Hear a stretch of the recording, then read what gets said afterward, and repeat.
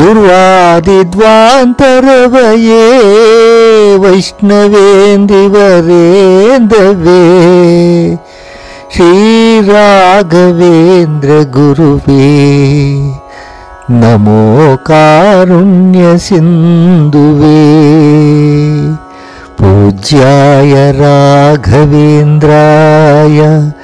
ಸತ್ಯಧರ್ಮರತಾಯ ಚ ಭಜತಾಂ ಕಲ್ಪವೃಕ್ಷಾಯ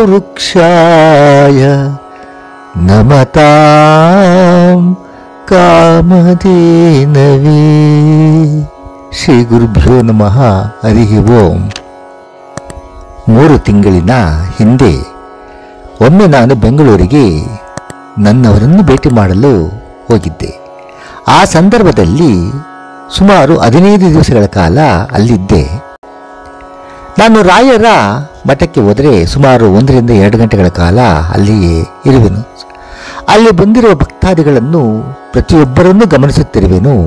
ಅವರವರ ಯಾವ ರೀತಿ ಭಕ್ತಿಯನ್ನು ರಾಯರ ಮುಂದೆ ಪ್ರದರ್ಶನ ಮಾಡುತ್ತಿದ್ದಾರೆ ಎಂಬುದನ್ನು ತಿಳಿಯಲು ನನಗೆ ಒಂದು ರೀತಿಯಲ್ಲಿ ಇಚ್ಛೆ. ಶ್ರೀರಾಯರಲ್ಲಿ ನನ್ನ ಮನಸ್ಸಿನಲ್ಲಿರುವುದನ್ನು ತೋಡಿಕೊಳ್ಳುತ್ತಿದ್ದಾಗ ಅಲ್ಲಿ ಒಬ್ಬ ದಂಪತಿಯರು ಕುಳಿತಿದ್ದರು. ಸುಮಾರು 60 ರಿಂದ 70 ವರ್ಷ ಅವರದಾಗಿತ್ತು. ಆ ತಾಯಿ ಶ್ರೀರಾಯರನ್ನು ನೋಡಿಕೊಂಡು ಅತ್ಯಂತ ಭಕ್ತಿಯಿಂದ ಕಣ್ಣಿನಲ್ಲಿ ನೀರು ಹಾಕುತ್ತಾ ಭಕ್ತಿ ಭಾವದಿಂದ ಪರವಶರಾಗಿ ತದೇಕ ಚಿತ್ತದಿಂದ ರಾಯರನ್ನೇ ದೃಷ್ಟಿಸಿಕೊಂಡು ನೋಡಿಕೊಂಡು ಎದುರುಗಡೆ ನಿಂತವರಂತೆ ಶ್ರೀರಾಯರು. ಆ ತಾಯಿ ಮಾತನಾಡುವಂತೆ ಇತ್ತು ಆ ನೋಟ, ಆ ಭಕ್ತಿಯ ಪರಾಕಾಷ್ಠತೆ. ನಾನು ನೇರ ಅವರ ಹತ್ತಿರ ಕುಳಿತುಕೊಂಡು ನನ್ನ ಪರಿಚಯವನ್ನು ಮಾಡಿಕೊಂಡು, ತಾಯಿ, ನೀವು ಶ್ರೀರಾಯರನ್ನು ಯಾವ ರೀತಿ ಭಕ್ತಿ ಮಾಡುತ್ತೀರಿ? ನಿಮ್ಮ ಏನಾದರೂ ಒಂದು ಅನುಭವಗಳನ್ನು ಸ್ವಲ್ಪ ನನ್ನೊಡನೆ ಹಂಚಿಕೊಳ್ಳಲು ಆಗುತ್ತದೆಯೇ? ಮನಬಿಚ್ಚಿ ಹೇಳ್ತೀರಾ? ಆ ತಾಯಿ ನನ್ನ ಕೈಗಳನ್ನು ಹಿಡಿದುಕೊಂಡು, ಅಪ್ಪ, ನನ್ನ ರಾಯರು ನನ್ನ ಕಣ್ಣು. ನೀವು ದೂರ ನಿಂತರೂ ಕೂಡ 10 ವರ್ಷದ ಮಗುವಿನಂತೆ ನನಗೆ ಗೋಚರವಾಗುತ್ತದೆ ನನ್ನ ಕಣ್ಣಿನ ದೃಷ್ಟಿಗೆ. ಇದಕ್ಕೆ ಶ್ರೀರಾಯರು ನನ್ನ ಕಣ್ಣಿನಲ್ಲಿ ಕುಳಿತುಕೊಂಡು ನೋಡುವಂತೆ ಭಾಸವಾಗುತ್ತದೆ. ನನ್ನ ಕಣ್ಣನ್ನು ಮರಳಿ ಕೊಟ್ಟ ಅವರು ನನ್ನ ಜೀವದ ವೈದ್ಯರಪ್ಪ. ನಾನು ಏನು ಹೇಳಲಿ ಅವರ ಮಹಿಮೆ?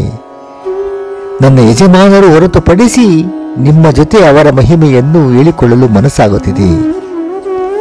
ಅವರ ಮಹಿಮೆಯನ್ನು ಹೇಳುವೆನು, ಕೇಳಪ್ಪ ಅಂತ ಸತ್ಯ ಘಟನೆಯೊಂದನ್ನು ಅವರ ಅಂತರಾಳದ ಮನಸ್ಸಿನಿಂದ ಬಿಚ್ಚಿಟ್ಟರು.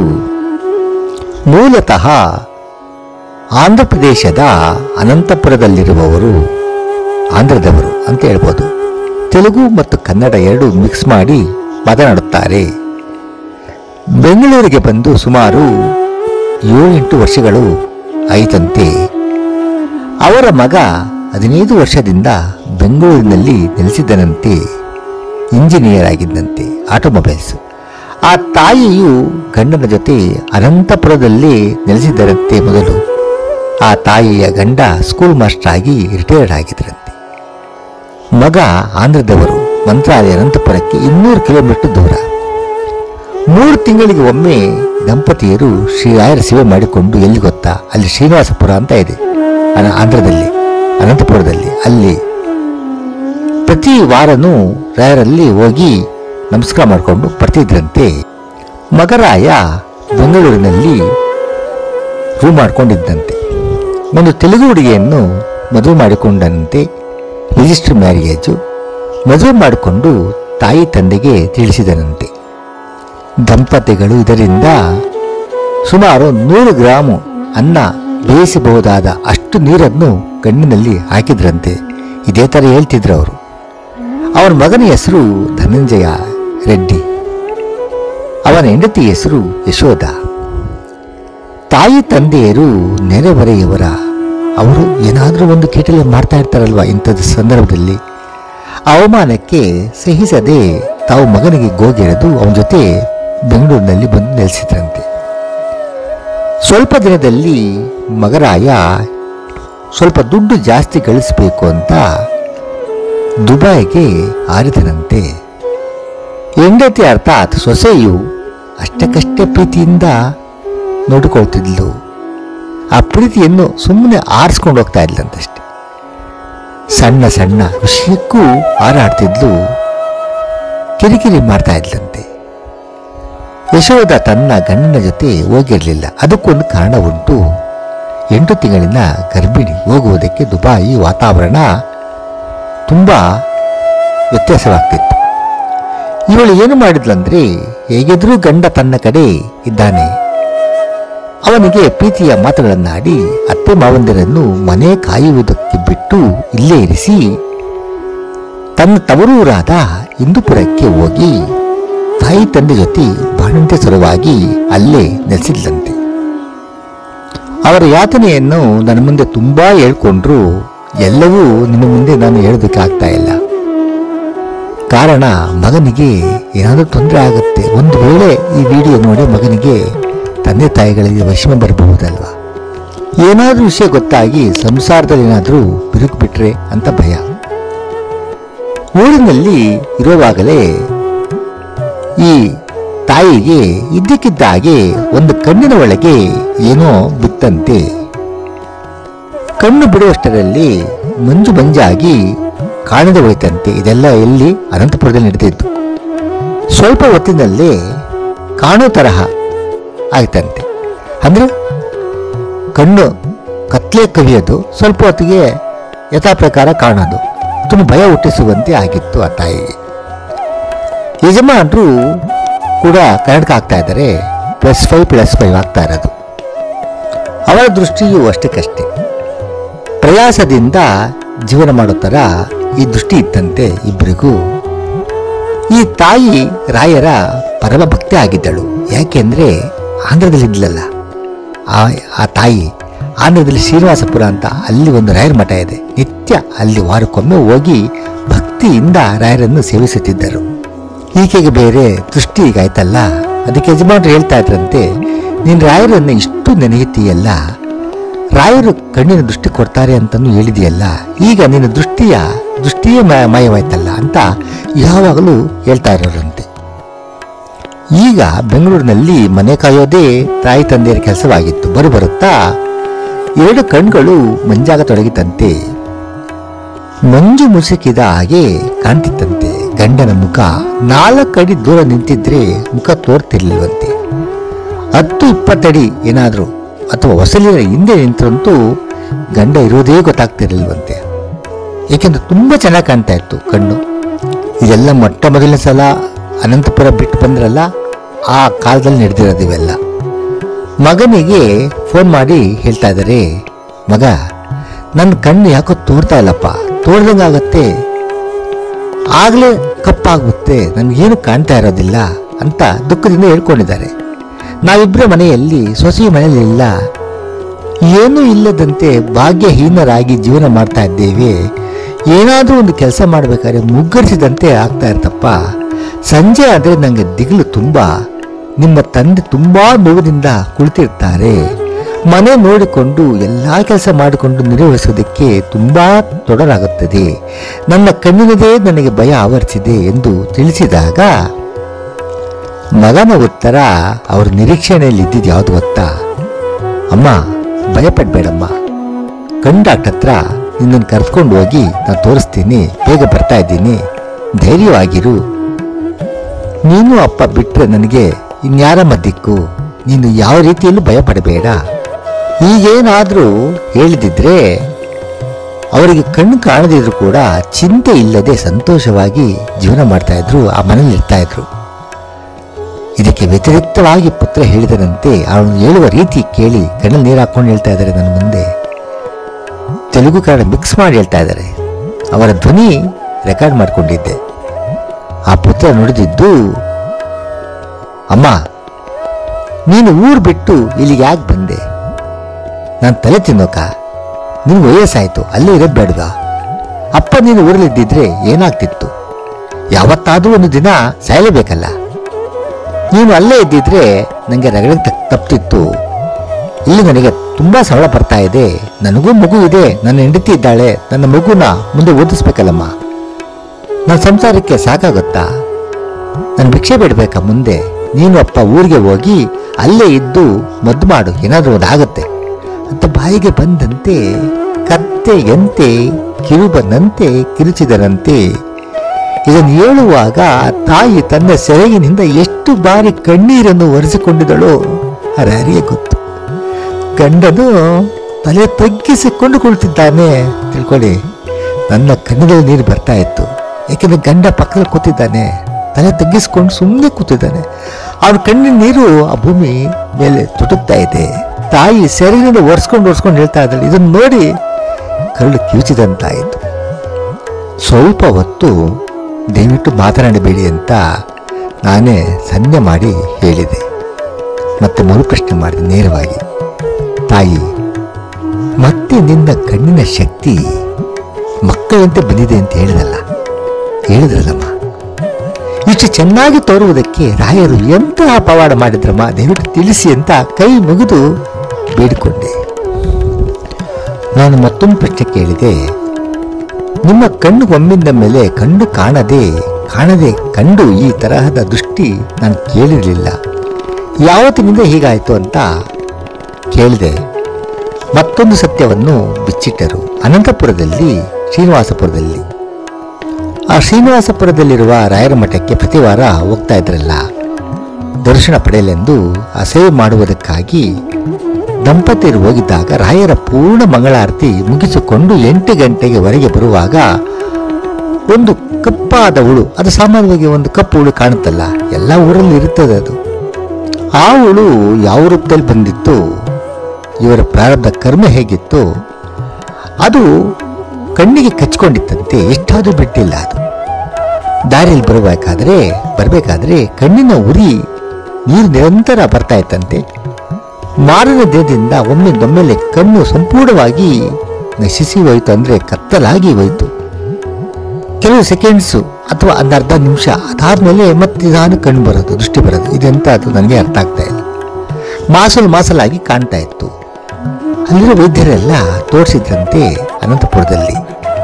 ಕಣ್ಣಿಗೆ ಒಂದು ಡ್ರಾಪ್ಸ್ ಕೊಟ್ಟರು, ವಿಟಮಿನ್ ಟ್ಯಾಬ್ಲೆಟ್ಸ್ ಕೊಟ್ಟರು. ವಿಟಮಿನ್ ಡೆಫಿಷಿಯನ್ಸಿ ಆಗಿದೆ ಅಮ್ಮ, ಏನಾಗೋದಿಲ್ಲ ಅಂತ ಹೇಳಿ ಕೊಟ್ಟರು. ಎಲ್ಲ ಬ್ಲಡ್ ಶುಗರು, ಆಮೇಲೆ ಬ್ಲಡ್ ಪ್ರೆಷರು ಎಲ್ಲವೂ ನೋಡಿದ್ದಾರೆ, ಎಲ್ಲ ನಾರ್ಮಲ್ಲು ಅವರಿಗೆ. ತಿಂಗಳು ಕಳೆಯಿತು, ಮತ್ತೆ ಅದೇ ರೀತಿ ಆಗ್ತಾನೇ ಇದೆ.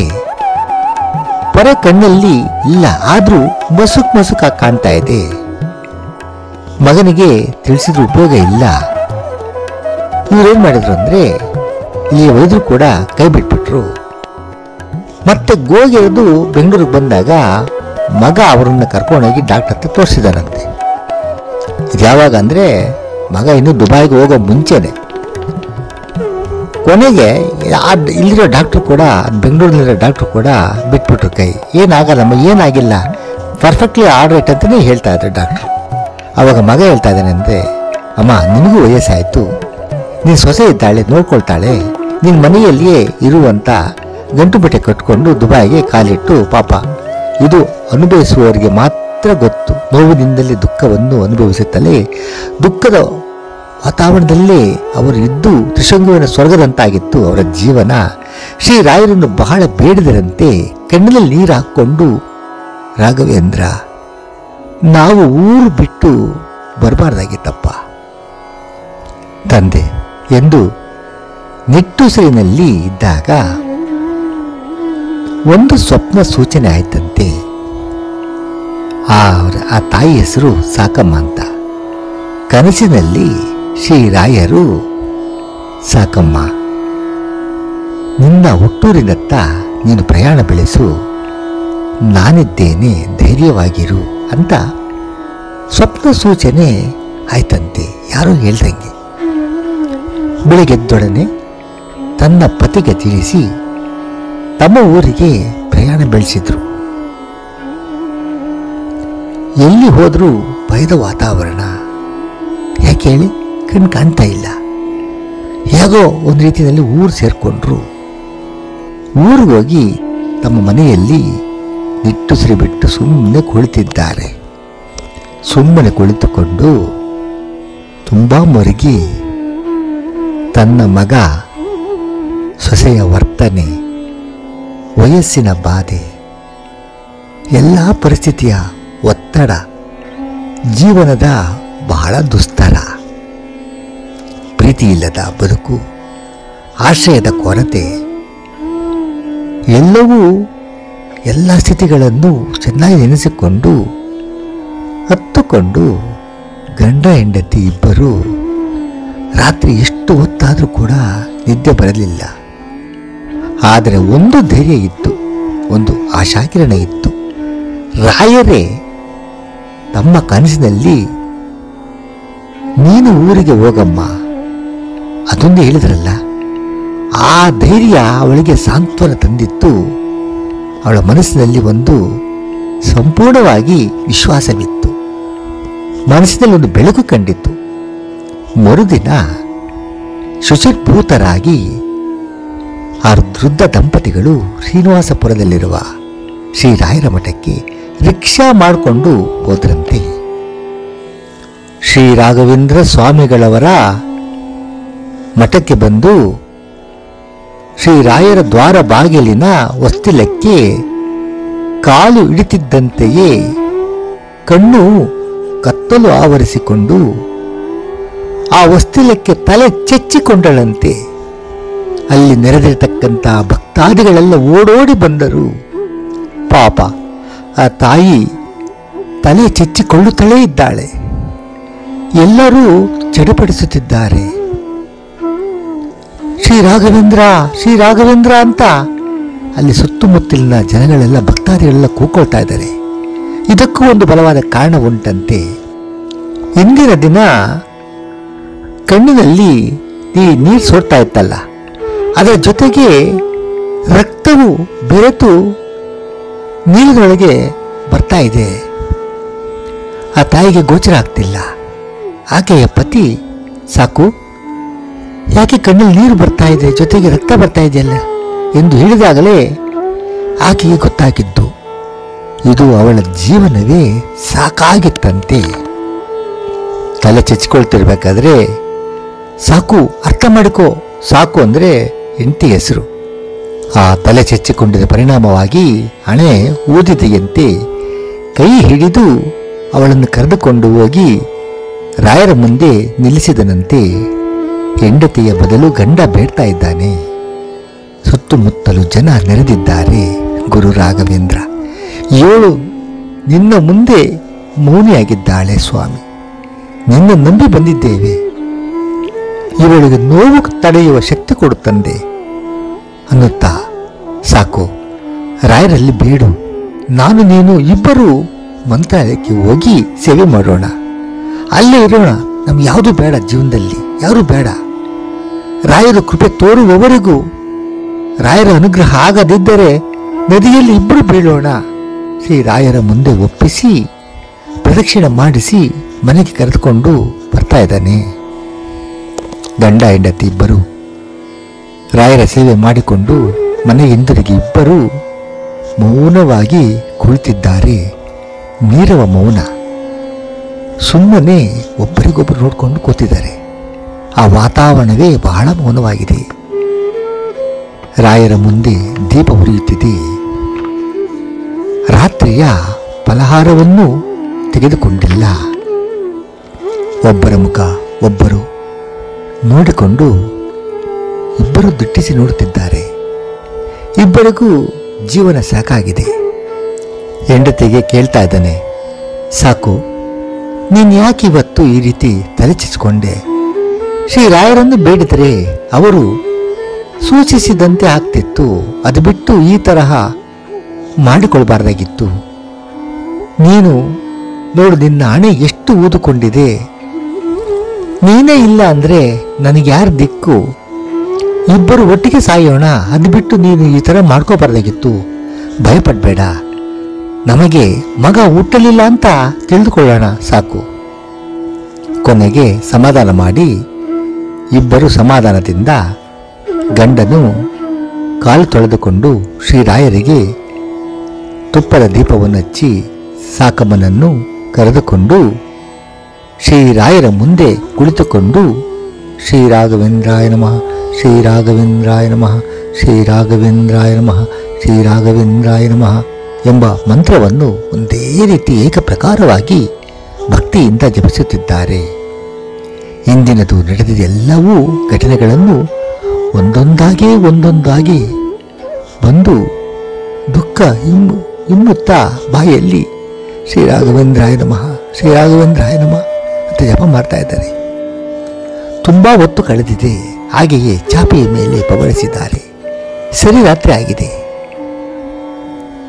ಇಬ್ಬರಿಗೂ ಬಹಳ ನಿದ್ದೆ ಬಂದಿದೆ. ಒಂದು ಹೊತ್ತಿನಲ್ಲಿ ತಾಯಿ ಅಂತ ಯಾರೋ ಕನಸಲ್ಲಿ ಕರೆದ ಹಾಗೆ ಆಯಿತು. ಮತ್ತೆ ಏಳು ತಾಯಿ, ಕಣ್ಣು ಬಿಡು ಎಂದು ಎಚ್ಚರಿಸುತ್ತಿದ್ದಾರೆ.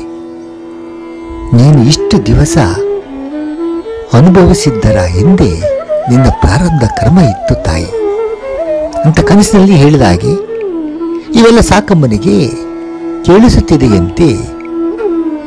ಮುಂದೆ ಅವಳು ಕಣ್ಣು ಬಿಡುವುದಕ್ಕೆ ಪ್ರಯತ್ನಪೂರ್ವಕವಾಗಿ ಮಾಡಿದ್ರು ಕೂಡ ಬಿಡಕ್ಕಾಗ್ತಾ ಇಲ್ಲ. ಕಣ್ಣು ತೆರೆದಳಂತೆ. ಅಮ್ಮ, ತುಂಬಾ ನೊಂದಿರುವೆ, ಕಣ್ಣು ತೆರೆ, ಔಷಧಿಯನ್ನು ಹಾಕುವೆ ಎಂದು ಹೇಳಿದ ಹಾಗೆ ಕಣ್ಣು ತೆರೆದಳಂತೆ. ಆ ತಾಯಿಯ ಕಣ್ಣಿಗೆ ಒಂದು ತಂಬಿಗೆಯಂತೆ ಒಂದು ಗಿಂಡಿ ಕಂಡಿತಂತೆ. ಒಳೆಯುವ ಗಿಂಡಿ, ಪೂಜೆಯ ತೀರ್ಥಕ್ಕೆ ಬಳಸುತ್ತಾರಲ್ಲ ಆ ಥರ ಗಿಂಡಿ. ಆ ಗಿಂಡಿಯಿಂದ 3 ಹನಿ ನೀರಿನಂತೆ 2 ಕಣ್ಣಿನೊಳಗೆ ಬಿತ್ತಂತೆ. ಬಿದ್ದಿದ್ದ ತಡ ಉರಿಯುವ ಕಣ್ಣು ತಂಪಾದ ಅನುಭವ ಆಯ್ತಂತೆ. ಸಾಕಮ್ಮನಿಗೆ ಒಂದು ರೀತಿಯ ಕನಸಿನಂತೆ, ಒಂದು ರೀತಿಯ ಎಚ್ಚರದ ಸ್ಥಿತಿ ಇತ್ತಂತೆ. ಅವಳು ಬಾಯಿ ತೆರೆದು ಏನು ಗೊತ್ತಾಗ್ತಾ ಇಲ್ಲ. ಶ್ರೀರಾಘವೇಂದ್ರ, ಶ್ರೀರಾಘವೇಂದ್ರ, ಶ್ರೀರಾಘವೇಂದ್ರ, ಶ್ರೀರಾಘವೇಂದ್ರ ಎಂಬ ಮಂತ್ರ ಮಾತ್ರ ಅವಳ ನಾಲಿಗೆಯಲ್ಲಿ ಬರ್ತಾ ಇದೆ. ಶ್ರೀರಾಘವೇಂದ್ರ, ಶ್ರೀರಾಘವೇಂದ್ರ, ಶ್ರೀರಾಘವೇಂದ್ರ ಇದೊಂದೇ ಮಂತ್ರ ಅವಳ ನಾಲಿಗೆಯಲ್ಲಿ ನಿರಂತರವಾಗಿ ಬಂದಿದೆ. ಕಣ್ಣಿನ ಸ್ಥಿತಿ, ಅದರ ಪರಿಣಾಮ ತಣ್ಣಗೆ ಆಗಿದೆ. ತಂಪಾದ ಅನುಭವ, ಏನೋ ಒಂಥರ ಮನಸ್ಸಿಗೆ ಬಹಳ ಪ್ರಫುಲ್ಲವಾಗಿದೆ. ಒಂದು ಬೆಳಕು ಕಣ್ಣಿನಲ್ಲಿ ಬಂದು ಸೇರಿಕೊಂಡಂತೆ ಅನುಭವ ಆಗಿದೆ. ತಟ್ಟನೆ ಎದ್ದಳು. ಅವಳಿಗೆ ಗೋಚರವಾಗಿದ್ದು ಮನೆಯಲ್ಲಿ ಸಣ್ಣ ಸಣ್ಣ ಧೂಳುಗಳು ಕೂಡ ಸ್ಪಷ್ಟವಾಗಿ ಕಾಣ್ತಿದೆಯಂತೆ. ರಾಯರು ಬಂದು ಔಷಧಿ ಮಾಡಿ ಕಣ್ಮರೆಯಾದರು. ಅಷ್ಟೇ ಅವಳ ಸ್ಮೃತಿ ಪಟಲದಲ್ಲಿ ಮೆರೆದಿತ್ತು. ಪತಿಯನ್ನು ಕಾತರತೆಯಿಂದ ಏಳಿಸ್ತಾ ಇದ್ದಾಳೆ. ನೋಡಿ, ರಾಯರು ನನ್ನ ಕಣ್ಣನ್ನು ಸರಿಪಡಿಸಿದ್ರು, ಔಷಧಿ ಬಿಟ್ಟರು, ಯಾವ ನೋವು ಇಲ್ಲ, ನನಗೆ ಚೆನ್ನಾಗಿ ಕಾಣಿಸುತ್ತೆ. ನನ್ನ ರಾಯರು ನಮ್ಮನ್ನು ಕೈ ಬಿಡಲಿಲ್ಲ ಅಂತ ಜೋರಾಗಿ ಅಳ್ತಾ ಇದ್ದಾಳಂತೆ. ಎದ್ದೊಡನೆ ಇಬ್ಬರೂ ಸ್ನಾನ ಮಾಡಿಕೊಂಡು ಶುಚಿರ್ಭೂತರಾಗಿ ಶ್ರೀರಾಯರನ್ನು ನೆನೆಸಿಕೊಂಡು ರಾಯರ ದರ್ಶನ ಪಡೆಯಲು ಸೇವೆ ಮಾಡಲು ನಡೆದುಕೊಂಡೇ ಹೋದ್ರಂತೆ. ಹಿಂದಿನ ದಿವಸ ಆಟದ ಹೋಗಿದ್ರಲ್ಲ, ನಡ್ಕೊಂಡು ಹೋಗಿದ್ದಾರೆ. ಏಕೆಂದ್ರೆ ಚೆನ್ನಾಗಿ ಕಾಣ್ತಾ ಇದೆ, ಕಣ್ಣು ಆರೋಗ್ಯ ಬಂದಿದೆ.